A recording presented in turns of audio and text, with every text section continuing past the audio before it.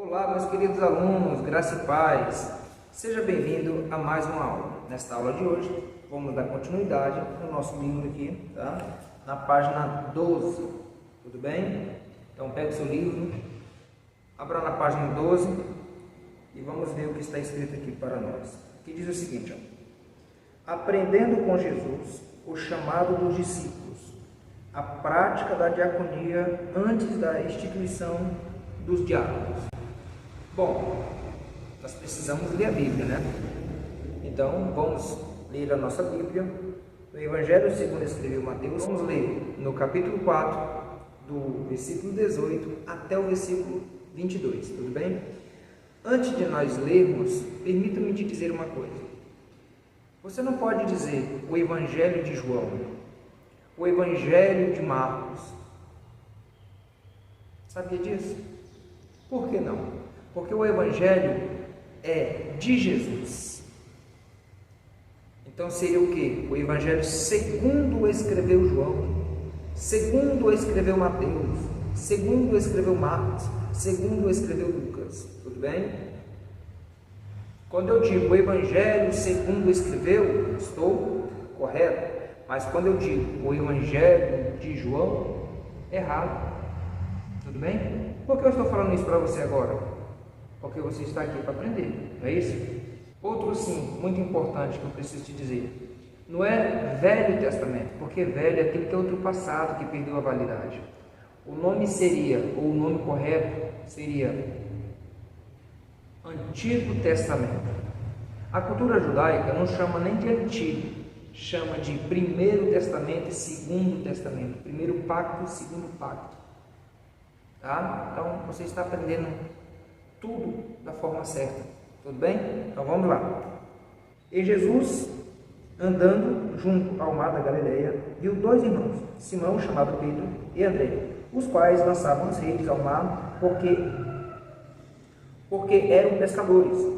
E disse-lhe: vinde a mim, e eu vos farei pescadores de homens. Então eles, deixando logo as redes, seguiram-no. E, adiantando-se dali, viu outros dois irmãos, Tiago, filho de Zebedeu, João, seu irmão, no barco, com o seu pai, consertando redes, e chamou-os. Eles, deixando imediatamente o barco, e seu pai, seguiram. Ainda no Evangelho, segundo escreveu Mateus, capítulo 9, verso 9, diz o seguinte, Jesus, passando adiante dele, viu assentado na alfândega, coletaria, onde coletava os impostos, um homem chamado Mateus, e disse-lhe: segue-me. E ele, levantando-se, seguiu. Mateus era cobrador de imposto. Querido, essa palavra que segue no original hebraico quer dizer o seguinte: pisa aonde eu piso. No mesmo sentido, no grego, pise aonde estou pisando. Veja o que eu vou fazer e faça também. Tá? Então, o que nós vamos aprender aqui? Nós vamos aprender com Jesus. Primeiramente, eu preciso dizer para você que Jesus foi o maior diácono de toda a história. Sim, Jesus serviu a humanidade de uma forma tão extraordinária que foi parar na cruz do Calvário. Só para você ter uma ideia. E o texto ainda diz que ele serviu como um cordeiro mudo. Ele não foi aquele obreiro que serve resmungando, essas coisas do gênero. Ele serviu como um cordeiro mudo. Primeira coisa que nós aprendemos com Jesus: nós somos murmuradores, rasmungão, sei lá. A primeira coisa, ele serviu com amor, com alegria e calado. Obreiro que fala demais é problema. Mas vamos lá. Quando analisamos este trecho bíblico, podemos notar as seguintes características. Olha só. Primeiro, todos estavam trabalhando. Não tinha nenhum desocupado ali, né? Deus não chama pessoas ociosas. E o ministério não deve ser entendido como cabide de emprego. Querido, fala a verdade.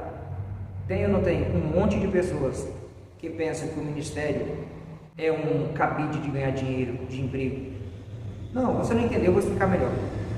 Sabe aqueles pregadores que pregam na igreja e o desejo maior dele não é pregar o evangelho, mas sim ganhar dinheiro? Sabe aquelas pessoas que o pastor quer chamar ele para o ministério e ele pergunta: quanto é que eu vou ganhar lá? Quantos membros tem lá? Qual é o salário? Eles não prestam para ser diácono, eles não prestam para servir, porque a visão dele é quanto a igreja rende, é quantos membros tem na igreja, porque eles pensam que o ministério é emprego, é cabide de emprego, como está no nosso livro. Tem pessoas que eles não vivem o evangelho por amor, eles vivem por dinheiro. E você acha que eu me assusto com isso? Não. Por quê? A Bíblia Sagrada diz que o nosso Senhor Jesus falou que muitos serviriam por ganância, por fama, por amor, por dinheiro. Então, tem pessoas que eles servem o evangelho não é para ganhar dinheiro, não é para ganhar almas para Jesus. Tem pessoas que servem o evangelho não é para ser um servo fiel, mas é para ganhar dinheiro, para ganhar status. Eu não sei se você já viu, mas esses dias eu estava vendo um vídeo de uma pastora que ela falou assim: eu estou com 13 mil pessoas aqui comigo online agora, manda um pix e não sei o que. Rapaz, ela passou um sermão para o povo mandar oferta para ela, e aí isso deu o que falar, porque essa pastora, quando o pessoal for acompanhar a vida dela é de ostentação. Deus não chamou eu e você para ostentar, embora Ele tenha um desejo maior no seu coração de nos prosperar e nos ver cada dia mais bem financeiramente, mas o chamado primordial de Jesus para nós é de servir o evangelho, é de servir uns aos outros. Por isso que está escrito: orai uns pelos outros, aconselhar uns aos outros. Sempre você vai ver a Bíblia falando que é dois, é um ajudando o outro. Então, Deus não chama desocupado, Ele chama pessoas que estejam dispostas a trabalhar pelo evangelho. E o que eu acho interessante disso? Deus é o nosso maior patrão. A única parte ruim que eu posso dizer nisso é porque Ele não marca data de pagamento. Mas uma coisa é certa: Deus não deve nada a ninguém. Agora, você não pode vir para o evangelho pensando só em ganhar dinheiro ou em ganhar dinheiro. Tadinho. Diz aí, pastor. Quantas pessoas pensaram que abrir igreja é o caminho mais fácil para ganhar dinheiro? Quantas pessoas não chegou a dizer para mim, dizendo assim: pai, se tu quer ficar rico, abre uma igreja. Irmão, não é assim. Igreja tem as suas dificuldades, tem os seus perrengues, tem seus altos e baixos. Obreiro, sabe por que você tem que ser um diácono, dóquimos, aprovado, que não tem do que se vergonhar? Você é um obreiro dóquimos, você é um obreiro aprovado, porque você sabe que o evangelho não é mar de rosa, não é mar de flores, porque você sabe que o evangelho tem flores, mas também tem espinho. Então, pense nisso, obreiro. Não pense que, agora eu sou diácono, agora eu vou pisar em todo mundo, vou humilhar todo mundo. Deixe esse sentimento predominar ou entrar dentro de você, não deixe. O evangelho não é isso. Ser obreiro da casa de Deus é ser servo. Você nasceu para servir. Todo ser humano, ele nasceu com um propósito nesse mundo, não veio por um acaso. E o que ele veio fazer neste mundo? Resolver problema. Todos nós só viemos a este mundo para resolver problemas. E pode ter certeza, quanto mais problemas tiver para você resolver, mais bem financeiramente você estará, mais bem espiritualmente você estará, mais bem emocionalmente você estará. Por quê? Porque nós nascemos para resolver problemas. Nós não nascemos para viver uma vida de preguiça, parado, dormindo. Nós viemos para trabalhar. E como diz o hino, esta obra é de meu Deus, ela não pode parar. Vem você para cá, vem nos ajudar. Fica conosco, vamos trabalhar. A seara é muito grande, tem muitas almas para ganhar. Fala de trabalho. Sabe aquele hino? Trabalhar e orar na seara e na vinha dos... A obra de Deus exige homens dispostos a trabalhar. Se eu vou trabalhar na obra, então eu não posso dizer que a obra é um emprego? O emprego é diferente de um trabalho. Você não pode encarar a obra como um emprego, um meio de vida. Mas você pode entender que todas as vezes que você trabalhar para a obra, o dono da obra vai te recompensar financeiramente, sim, com saúde, emocionalmente, em todos os aspectos. Porque ele mesmo falou que se ele cuida dos pássaros, das aves do campo, quanto mais de você. Tudo bem? Então, eu nunca vi ninguém renunciar algo para Deus, que Deus deixe ele na mão, passando fome. Se Deus te chamou para a obra, faça com amor, faça com alegria. Não tenha medo de encarar a obra. Eu já deixei coisas grandes pela obra e não me arrependo. Por isso que hoje estou aqui gravando aula para você. Porque Deus me chamou para te servir. Eu sou seu professor neste momento, mas não sou maior do que você. Pelo contrário, você é maior do que eu. Eu estou aqui te servindo como um bom diácono. Tudo bem? Então, segunda coisa. Primeiro você viu que todos estavam trabalhando. Pega o óculos aqui, né? Agora você vai ver que todos seguiram imediatamente o chamado.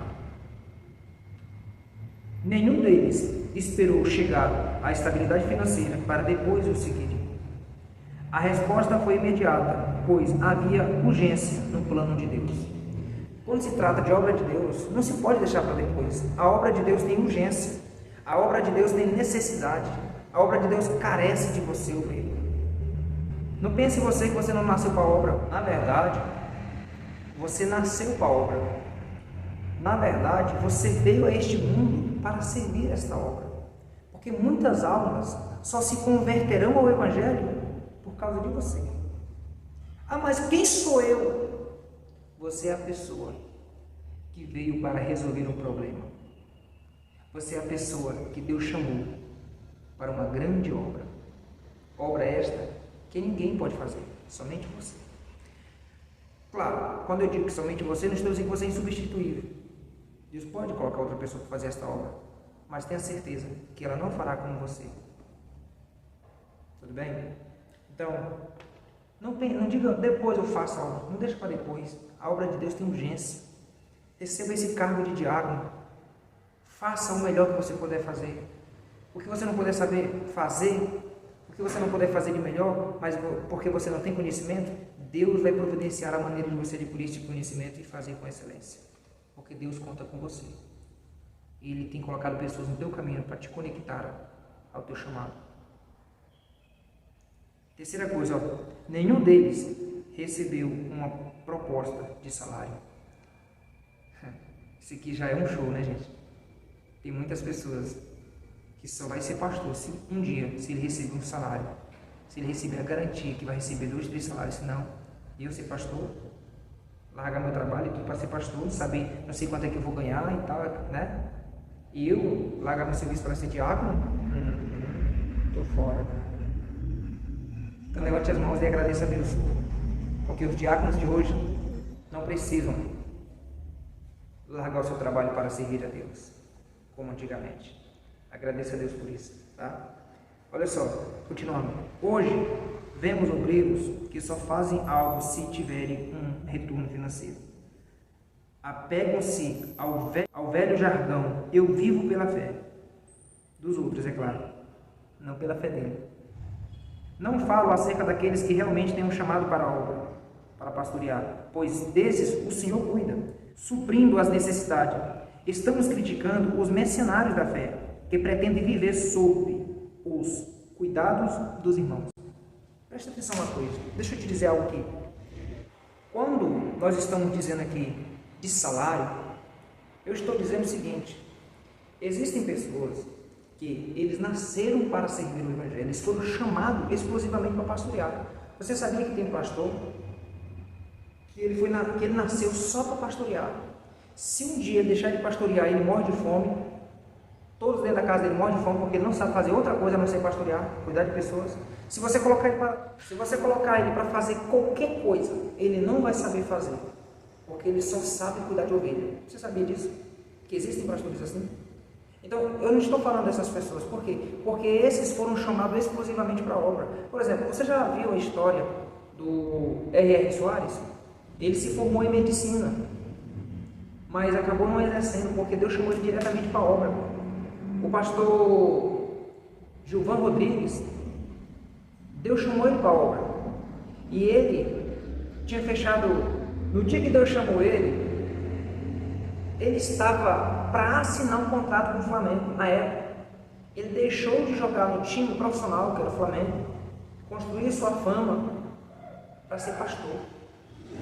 E tantos outros, esses todos Deus cuidou tão bem. Imagina como é que é a casa do pastor Gilvan Rodrigues, como é que é a casa do pastor R.R. Soares, do missionário. Nenhum deles passou fome. Pode até ter passado fome no início do ministério, mas depois da estabilidade, porque Deus faz assim, Deus prova o camarada.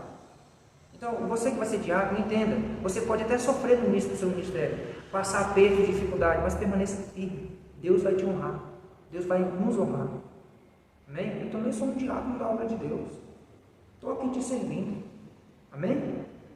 Então, o que nós estamos falando aqui no livro aqui é de pessoas que são mercenários, que dizem que vivem da fé, que no fundo não tem nada de viver da fé própria dele. Ele vive da fé dos outros e não da própria fé. Para ser bem sincero com você, eu tenho nojo daquelas pessoas que ficam toda coisa. Eu vivo da fé, irmão, eu vivo da fé. Eu tenho nojo disso. Gente, é nojento. É ou não é? Para nós finalizarmos aqui, olha só. Jesus orou antes de separar os discípulos. Lucas, capítulo 6, versículo 12 e 13. Naqueles dias retirou-se para o monte a fim de orar, e passou a noite orando a Deus, o dono da seara. E quando amanheceu, chamou a si os seus discípulos e escolheu 12 dentre eles, aos quais deu também o nome de apóstolos. Então tinha muita gente ali com ele, né, que seguia ele. Mas dentro dos que seguiam, ele chamou 12 para ser discípulos, dos quais também foram apóstolos. Tá? Diante de tal necessidade, Jesus passou a noite orando ao Senhor da seara. É fácil imaginar qual era a sua carga perante o Pai naquela noite. Lembrava-se das cidades, dos povoados, das famílias, dos doentes, dos oprimidos pelo diabo, dos pecadores, das inúmeras necessidades das multidões, por todas as partes, e rogava, ou pedia, ou obreiro, como se fosse outro pastor que ora pedindo a Deus. Deus manda obreiro, Deus manda cantores, Deus manda, né? Jesus, o bom pastor. Veja, na manhã seguinte, Jesus escolheu 12 homens, pessoas simples do povo, nos quais Jesus viu a capacidade da comunicação do Evangelho. Depois passou 3 anos treinando-os intensivamente. Em seguida, enviou-os de 2 em 2 para realizar a missão Ide. Isso aqui é muito importante. Ele chamou pessoas simples. É possível pensar na extensão do reino, alcançando outros lugares, sem o surgimento de novos obreiros? Há obreiros em nossa igreja, há obreiros em nossas igrejas que já estão formados. Deus enviará alguns deles a outras cidades ou regiões, e outros serão chamados para substituí-los. Por isso, precisa-se preparar obreiros, né? O Senhor da seara chama outros para que sejam enviados a diferentes cidades e países, mas antes de serem enviados, precisam ser preparados, formados, capacitados e aperfeiçoados. Entenda uma coisa, na nossa igreja, no nosso ministério, talvez já tenha muitos obreiros. Aí você fala, Deus não precisa não sei o que e tal, né? Que eu e você precisamos entender é que esses obreiros, uma hora ou outra, vão ser enviados para o campo. Eles vão para outras regiões e alguém tem que substituí-los, tem que dar continuidade do trabalho. É por isso que você está sendo separado a diácono. É por isso que você foi escolhido. Porque você está sendo preparado para uma grande obra, para um grande momento. Agora observe essa frase comigo aqui, ó. Em seguida, enviou-os de 2 em 2 para realizar a missão. Você lembra que eu falei no início? Sempre 2. Aí, missão, ide. Jesus, o nosso Senhor soberano, o eterno, clemente, o misericordioso, ele deu 3 ordens para os seus discípulos e para toda a humanidade, para todos os obreiros. Sabe qual foi elas? Primeiro, ide e pregai o evangelho a toda criatura. Primeira foi essa. Segundo, ide e batizai no nome do Pai, do Filho e do Espírito Santo. Terceiro, ide e fazei discípulo. 3 ide de Jesus. Ide e pregai, ide e fazei discípulo, ide e batizai. Nós precisamos dar continuidade deste trabalho, porque muitas pessoas hoje já não fazem isso. Agora, alguns pontos principais que nós precisamos destacar aqui. Entre eles está o quê? ide e pregai o evangelho a toda criatura. Jesus não disse, olha, você que é santo, você que é a santidade em pessoa, olha, você que não tem pecado, olha você, sabe, vai pregar o evangelho. Não disse isso. Ele disse, ide. Não importa como você esteja, o evangelho tem que ser pregado. Agora, para ser salvo, aí sim, o seu comportamento envolve muita coisa. Mas para pregar o evangelho, aí tem pessoa que fala, nossa, como é que essa pessoa está pregando em pecado?